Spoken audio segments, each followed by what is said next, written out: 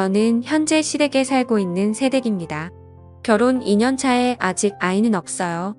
남편은 오래전에 어머니를 여의고 결혼 전까지 시아버지와 단둘이 한 집에 살고 있었어요. 저에게 결혼하기 전에 진지하게 이야기를 하고 싶다며 고민을 털어놓았습니다. 아버지께서 아주 몸이 안 좋으신 것은 아니지만 혼자 두고 따로 살기에는 자기가 너무 걱정이라며 말이죠. 효자로 소문난 남편이라 그런 점도 마음에 들었습니다. 그래서 걱정 말라고 결혼해도 시아버지 모시고 살겠다고 이야기를 했습니다. 그러자 남편은 정말 들듯이 기뻐했어요. 남편과 만난 계기는 영화관에서였습니다. 당시 영화관 매표소에서 근무하고 있던 저는 주로 낮에 근무를 섰어요. 평일 낮에는 영화를 보러 오는 손님도 별로 없고 한가로워서 시간이 무척 느리게 흘러가곤 했습니다. 자주 오는 손님들의 얼굴은 금세 외울 정도였어요. 그날도 제 눈에 띈 남자가 한 명 있더라고요. 멀쩡하게 생겼는데 맨날 대낮에 혼자 영화를 보러 오길래 저는 백수인가 보다라고 생각했었습니다. 일주일에 두세 번은 영화를 보러 오는 남자가 신기해서 자꾸만 보게 되었고 어느새 저는 그 남자가 오는 날을 손꼽아 기다리곤 했어요. 남자는 영화를 무척 좋아하는지 장르를 가리지 않고 모두 보는 것 같았어요. 멜로, 코믹, 액션, 휴머니즘, 공포까지 대체 안 보는 영화가 있는 걸까 싶었습니다. 그러던 어느 날 남자가 똑같은 영화를 두 번째로 예매하더라고요. 순간 저도 모르게 이 영화 보셨던 거예요?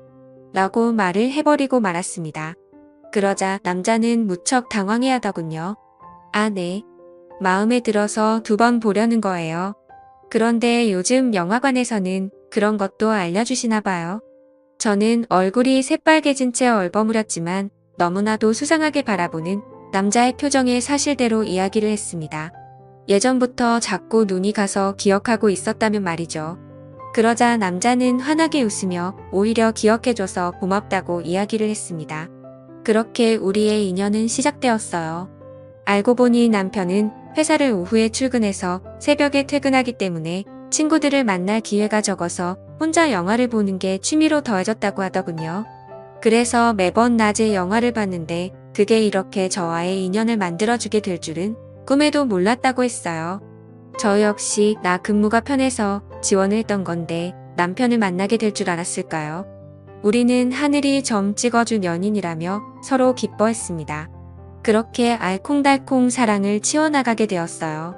솔직히 사귀면서 아무런 우여곡절이 없었다는 거짓말이지. 남편의 오후 근무는 처음 만나게 해준 소중한 계기였지만 막상 사귀게 되니 참 불편한 점이 많았어요. 함께 무언가를 할 수 있는 시간이 애매하더군요. 근사한 레스토랑에서 저녁을 먹고 싶어도 그럴 수 없었습니다. 그렇다고 남편의 시간에 맞춰서 아침에 밥집을 가자니 문을 연 곳이 있을 리 만루였어요. 데이트다운 데이트는 즐기지도 못해서 저는 점점 스트레스가 쌓였어요. 그런 저를 보더니 남편은 어느 날 차라리 이렇게 다툴 거면 헤어지자고 하더군요. 하지만 저는 그러고 싶지 않았습니다. 데이트를 자주 못해서 그렇지 남편이 싫은 건 아니니까요. 무엇보다 저와 남편은 궁합이 아주 잘 맞았습니다. 남편 전에 남자를 몇 번 만나봤지만 지금 남편만큼 저에게 만족감을 주는 남자는 없었어요. 솔직히 그게 가장 큰 역할을 했어요. 부끄럽지만 저는 돈을 많이 벌어다 주는 남자보다 궁합이 잘 맞는 남자가 좋았으니까요. 돈은 저도 같이 벌면 되는 거고 있다가도 없는 거고 없다가도 있는 것이지만 남녀 관계는 그렇지 않잖아요. 그렇기 때문에 남편의 바지를 잡고서라도 절대 헤어지지 않을 거라고 말했습니다. 때문인지 남편은 그 뒤로 헤어지자는 이야기를 꺼내지 않았어요. 차라리 이렇게 매번 힘들게 데이트를 할 바에는 아예 결혼을 하자고 결심을 했습니다. 어차피 우리 둘 다 결혼 정년기에 다다른 나이였기에 그렇게 무리한 이야기는 아니었어요. 그렇게 우린 결혼을 약속한 후 각자의 집에 인사를 드리기로 했습니다. 우리 집에서는 남편을 무척이나 좋아했습니다. 솔직히 처음에는 시큰둥한 반응이었어요. 남편의 외모가 그리 뛰어난 편은 아니었거든요. 키도 작고 동글동글해서 흔히 볼 수 있는 동네 아저씨처럼 생긴 남자였으니까요. 그런데 우리 부모님의 마음을 쏙 빼놓게 된 것은 바로 남편의 능력이었습니다. 저는 처음에는 그렇게 남편의 회사의 월급이 넉넉할 줄은 몰랐어요. 맨날 후줄근한 티셔츠와 청바지만 주구장창 입고 다녔기 때문에 벌이가 그저 그런가 싶었습니다. 그런데 엄마 아빠는 남편을 만나는 날 명함에 써있는 회사 이름을 보더니 눈이 휘둥그려지더군요. 아마 어른들은 알만한 사람들은 다 아는 그런 기업인가 봐요. 솔직히 저는 세상 물정을 잘 모르는 그런 나이였어요. 영화관에서 아르바이트를 하게 된 것도 부모님이 한 번은 스스로 돈을 벌어봐야 한다고 했기에 마지 못해서 딱 3개월만 일을 했던 것이었죠. 어릴 적부터 부족함 없이 지내왔습니다. 아버지는 식당을 3개 정도 운영하시고 어머니는 보육학원을 운영하는 원장님이셨어요. 그래서 물질적으로 엄청 부자처럼 풍요롭지 않아도 나름 여유있게 지냈던 것 같아요. 학창시절부터 하고 싶은 건 거의 다 하고 지냈거든요. 주변 친구들도 너네 집 잘 산다고 이야기하니 그냥 그렇구나라는 정도였어요. 마땅히 취직을 할 생각도 없어서 초등학교 때부터 꾸준히 하던 피아노로 이름 없는 대학교를 졸업했어요. 그래서인지 유달리 저는 멍하고 순진하다는 이야기를 많이 들었던 것 같아요. 금전적인 감각이 별로 없는 것도 어릴 적의 영향인 것 같았습니다. 어쨌든 그런 쪽으로 부모님이 저보다 훨씬 밝으시니 남편의 직장을 보고서 무척이나 기뻐하셨어요. 그래서 바로 결혼에 대해서 긍정적으로 허락해 주신 것 같았습니다. 이후 저는 신랑 네 집에 인사를 하게 되었어요. 맨 처음에 말씀드린 것처럼 남편은 시아버지를 모시고 살고 있었어요. 어머니께서 돌아가신 때는 남편이 초등학생이었다고 하더라고요. 어머니가 집에 다녀왔는데 어머니께서 우울증으로 인해 잘못된 것을 남편이 발견했다고 합니다. 전 그 말을 듣자마자 저는 남편을 와락 안아주었어요. 어릴 적 얼마나 놀라고 상처를 받았을까 싶더라고요. 왜 어머니께서 그런 선택을 하셨는지 조심스럽게 물어봤는데 남편은 자세히 모르겠다고 하더군요. 어머니께서 식탁 위에 편지를 남겼는데 워낙 경황이 없어서 자신을 읽지도 못했었고 나중에 아버지가 이거 보시고 바로 찢어버렸다고 하더군요. 남편이 커서도 몇 번이고 여쭤봤지만 너는 알 필요 없다는 식으로 항상 대답을 회피하셨다고 합니다. 대신 저도 대체 무슨 일이었을까 궁금했지만 남편의 불행한 과거인데 너무 하려고 하면 상처일까봐 아무 말도 하지 않았습니다. 시아버지를 처음 뵙게 되었을 때 저는 깜짝 놀라고 말았어요.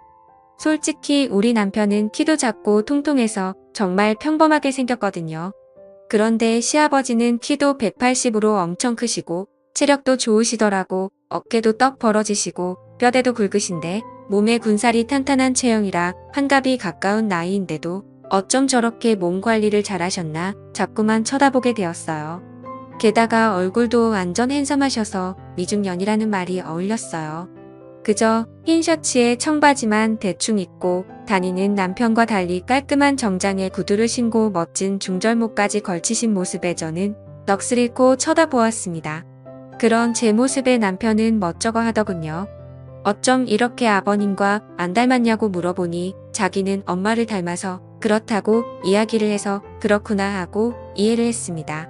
그렇게 첫 대면에 정말 분위기가 좋아서 기분 좋게 웃고 식사를 하느라 시간 가는 줄 몰랐어요. 아버님께서 대화도 어쩜 그리 잘하시는지 농담도 재미있고 재치 있는 만담이 정말 즐거웠습니다. 그래서 남편에게 저는 솔직히 셋이 사는 거 걱정되었는데 이런 시아버지라면 전혀 문제없을 것 같다고 이야기했어요. 제 머릿속에는 고리타분하고 재미없는 노인네와 살면 어떡하지 하면서 걱정의 상상을 펼쳤는데 실제로 아버님을 만나고 나니 그런 고민 싹 사라졌답니다. 이렇게 재미있고 세련된 멋진 시아버지와 살게 된다면 딱히 힘든 점도 없을 것 같았어요. 게다가 아버님은 옛날 사람처럼 꽉 막힌 분이 아니어서 집안일을 많이 하신다고 하니 더욱 걱정은 덜어낼 수 있었어요. 그렇게 셋의 동거가 시작되었습니다. 셋이서 살게 되었을 때 처음에는 조금 어색하고 낯설었지만 점차 지내다 보니 익숙해지더라고요. 옷차림도 어떻게 해야 하나 걱정되어서 긴팔 긴 바지를 입거나 바닥까지 오는 롱스커트를 입었는데 남편도 시아버지도 편한 옷차림으로 지내서 저도 조금씩 편하게 입게 되었습니다. 신랑이 하루는 너무 짧은 거 다니냐고 하는데 남편도 시아버지도 반바지 입으면서 왜 나는 안 되냐고 물으니 별말을 못하겠는지 그냥 말더군요. 그렇게 옷차림도 어느 정도 정리가 되었고 집안일도 각자 배분하게 되었습니다. 저는 주로 요리와 설거지를 담당했고 남편은 청소와 분리수거를 도왔어요. 시아버지께서는 자신의 방은 자신이 치우신다며 본인의 방 청소를 맡아서 하셨습니다. 모든 게 아무 문제 없이 착착 흘러와서 신기했어요. 남들은 시댁과 함께 살게 되면 시집살이를 한다면서 너무 힘들어하는데 난 정작 혼자 살 때보다 더 편하다고 느껴졌거든요. 이렇게 착한 남편과 시아버지를 만나는 것도 하나의 복이구나 느꼈습니다. 그런데 모든 일이 순탄하게 흘러갔다면 이렇게 사연을 보내지도 않았겠죠. 결혼한 지 1년이 조금 넘었을 무렵 문제가 생겼어요. 바로 남편의 해외 발령이었어요.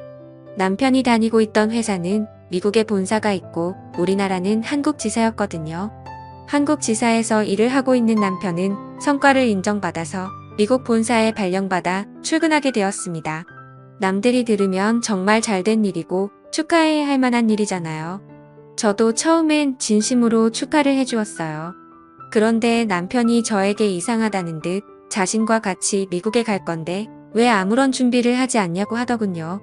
그 말에 제가 더 당황했어요. 저는 여기에 부모님도 다 계시고 친구들도 있는데 굳이 남편의 일터에 따라가고 싶지 않았거든요. 미국이란 나라도 물론 가보면 좋겠죠. 그런데 단지 여행으로 가고 싶을 뿐 가서 살고 싶진 않았어요. 엄마 아빠도 없고 친구들도 없는 나라에서 오직 남편이 퇴근하기만을 기다리며 지내기 싫었어요. 상상만 해도 우울증이 올 것 같아서 절대 싫다고 저는 고집을 부렸습니다. 그러자 남편은 한숨을 쉬며 알겠다고 하더군요. 대신 아버지를 잘 모시고 지내달라고 했어요. 아무래도 미국에 3년 정도는 있어야 할 것 같다며 그 사이 종종 휴가 내고 한국에 오겠지만 그렇게 자주 오지는 못할 것 같다고 했어요. 1년에 이번 정도는 꼭 오기로 약속한 뒤 남편은 미국으로 향했습니다. 처음에 시아버지와 단둘이 집에 있다는 사실이 조금 어색하긴 했어요. 대화를 나눠도 항상 남편이 가운데 있었는데 이젠 둘만 이야기를 나누려 하니 자꾸 말이 헛돌더군요. 그런데 저와 마찬가지로 시아버지도 많이 불편하셨는지 어느 날 저를 앉혀놓고 술을 먹자고 하시더군요. 한 번도 단둘이 술잔을 기울인 적이 없어서 이렇게 우리 둘이 남처럼 어색한 것이라며 소주 한잔하면서 서로 속 터놓고 이야기한 뒤 내일부터 편하게 아빠와 딸처럼 지내자고 하셨어요. 저도 시아버지 말에 동의를 하고 술을 마셨습니다. 이날에는 둘 다 별일이 없었어요. 정말 일반적인 시아버지와 며느리처럼 안주에 소주를 나눠 마신 뒤 이런저런 이야기를 하다가 잠에 들었으니까요. 다음 날부터 서로 편하게 대하자고 약속한 것처럼 시아버지는 정말 저를 편하게 대해주셨습니다. 저도 그런 시아버지의 배려가 싫지 않았어요. 문제는 바로 이 뒤부터였습니다. 부엌에서 식사 준비를 하고 있는데 시아버지께서 쓱 다가오시더니 간을 보자고 하셨어요. 대수롭지 않게 한 숟갈 들이니 맛보시고 아주 맛이 좋다며 우리 며느리 참 기특해라고 의견을 여쭤주셨습니다. 칭찬에 익숙해서 별다른 의식을 하지 못했는데 이게 바로 시작이었어요. 그 뒤로 시아버지께서는 칭찬을 할 때마다 미묘하게 스킨십을 하셨습니다. 처음에는 어깨 그 다음에 팔 허리 순으로 점점 나아갔어요. 저도 그땐 무슨 생각인지 별다른 의심을 하지 못했죠. 마치 미지근한 물에 익숙해진 개구리가 점점 물이 끓어도 뜨거운 줄 모르고 냄비 안에 있다가 익어 죽는 것처럼 그렇게 서서히 시아버지의 손길에 익숙해져 갔습니다. 워낙 자상하시고 다정한 분이라 그런 표현을 하시는 것이 날 딸처럼 여긴다고 하셨으니까 그런라며 스스로를 세뇌하고 길들여져 갔어요. 가끔은 살짝 이상한 기분이었지만 어디 가시나 며느리를 예쁘게 보는 표현이라고 생각하면서 넘겼습니다. 지금 와서 생각해보면 저 역시 그런 손길이 싫지 않았나 봐요. 아무래도 남편이 멀리 떨어져 있고 점점 외로워져 그런 건지 모르겠지만 나도 모르게 시아버지의 스킨십이 익숙해지고 당연하게 느껴졌습니다. 그러던 어느 날 아버님께서 운동을 하고 왔는데 근육이 많이 뭉친 것 같다며 저에게 안마를 해달라고 하셨어요. 안마는 한 번도 해본 적이 없어서 잘 모르겠다고 했는데 그냥 어깨 쪽을 주무르기만 하면 된다고 하셨어요. 서투르게나마 이리저리 어깨 쪽을 주물렀는데 너무 시원하다고 하시면서 앞으로도 운동하고 오면 조금씩 해달라고 부탁을 하셨어요. 그렇게 시작된 안마는 며칠에 한 번씩 요구하시게 되었습니다. 처음엔 어깨였고요. 나중엔 허리 쪽을 해달라고 하시더라고요. 허리 디스크가 조금 안 좋은 것 같다며 골반에 가까운 쪽을 주물러 달라고 하셨다가 어떤 날은 하체 운동을 많이 해서인지 허벅지에 근육이 뭉쳤다며 안쪽을 마사지 해달라고 하셨어요. 혹시나 아프실까봐 살살 마사지를 하는데 저 순간 제 눈을 의심했습니다. 시아버지가 너무도 건강에 반응을 보이시는 거예요. 제가 화들짝 놀라며 일어나면 시아버지께서 민망해 하실까봐 저는 최대한 못 본 척하면서 마사지를 끝냈습니다. 그런데 밤에 잠을 자는데 자꾸만 낮에 본 시아버지의 광경이 떠오르는 것이에요. 그런 제 마음을 들켰는지 갑자기 제 방으로 시아버지께서 들어오셨어요. 잠이 오지 않는다면 술 한잔 할 수 있냐고 하시더군요. 저는 시간이 늦었지만 일어나서 아버님과 마실 술상을 차리기 시작했어요. 둘이 같이 살게 된 날 술을 마신 이후로 종종 술잔을 기울였기에 별로 색다른 일은 아니었어요. 술을 한 병 정도 마신 뒤 아버님은 저에게 나지막히 말을 거셨죠. 낮에 자신의 민망한 모습을 보았냐고 물어보셨어요. 저는 민망해하며 그렇다고 이야기를 하자 한숨을 쉬시더니 이어서 고백을 하셨습니다. 이러면 안 되는데 자꾸만 마음이 간다고 말이죠.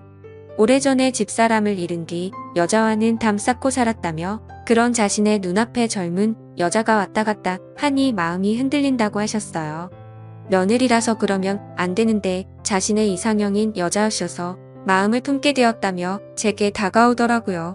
그런 시아버지를 밀쳐내려다 한편으로 홀로 계셨던 외로움을 생각하니 불쌍한 마음도 들어서 어깨를 다독여드렸습니다. 그런데 그게 바로 승낙의 표시인 줄 아셨나 봐요. 그렇게 술에 취한 채로 실수를 저지르고 말았습니다. 솔직하게 말하자면 그렇게 싫진 않았어요. 완강하게 거절하지 않았으니까요. 그런데 막상 일을 저지르고 나니 점점 두려워졌습니다. 그러자 시아버지는 시어머니께서 안 좋은 선택을 하게 된 비밀을 나지막히 말씀해 주셨어요. 실은 현철이가 내 자식이 아니다. 현철이의 애미가 그런 선택을 하게 된 것은 나에게 현철이가 친자식이 아니라는 걸 들켜서였어. 현철이는 현철이의 애미가 바람을 피워서 낳은 자식이고 자신과는 피 한 방울 섞이지 않았다. 그런데 현철이에게 말하면 상처가 될까봐 여태 말하지 않아서 모르고 있었고 며느리 네가 하도 불안해 하니 이야기를 해주는 거다.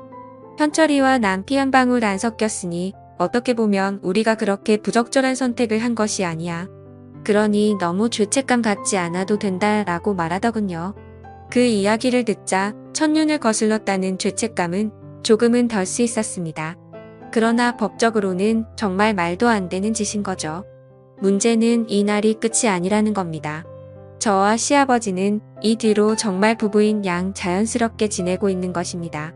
아무래도 단둘이 살다 보니 더욱 그런 것 같았어요. 남편이 한국에 들어오게 될 때만 조심하면 문제가 없는 것이었죠. 얼마 전 신랑이 한국에 들어왔을 때 남편과 시간을 보내는데 오히려 그 순간 시아버지에게 미안한 마음이 들었죠. 남들이 손가락질 할 것이라는 걸 잘 압니다. 그래서 지금까지 말도 못하고 숨겨왔어요. 그런데 이제 와서 말하게 되는 이유가 무엇인지 궁금하실 것 같네요. 남편이 일주일간 한국에서 휴가를 보낸 후 미국으로 돌아갔어요. 그러고 나서 2주 뒤 제 몸이 이상해서 임신 테스트기를 사용해 보았어요. 혹시나가 역시나라고 정말 임신이었습니다. 선명하게 테스트기 위에 두 줄이 나와 있었어요. 그 순간 저는 혼란스러워졌습니다. 제 뱃속에 있는 아이가 누구의 아이인지 모르겠다는 것입니다. 남편의 아이인지 시아버지의 아이인지 날짜를 정확히 모르니 잘 모르겠어요. 그래서 시아버지에게 이걸 털어놨더니 우리 둘이 입을 다물고 있으면 아무도 모를 거라고 하시더군요. 어차피 태어나기 전까지 유전자 검사도 하지 못하고 남편에게도 들키지 않으면 이대로 지내도 된다고 말이죠. 뱃속에 있는 애가 자신의 아들인지 손주인지는 아무런 상관이 없다고 말씀하시는데 저는 잘 모르겠어요. 내가 정말 아버님의 아이면 저는 어떻게 해야 할까요? 무엇보다 남편에게 모든 걸 사실대로 이야기해야 할까요? 착한 남편에게 상처를 주고 싶지 않습니다. 그렇다고 남편에게 아무런 이유도 없이 시아버지와 따로 살자고 인연을 끊자고 해도 듣지 않을 것 같아요. 대체 뭐가 문제냐고, 우리만 입 다물고 살면 된다고 고민하지 말라며 시아버지는 저를 위로해주지만 저는 너무 혼란스럽네요. 현명한 조언 부탁드리겠습니다. 감사합니다.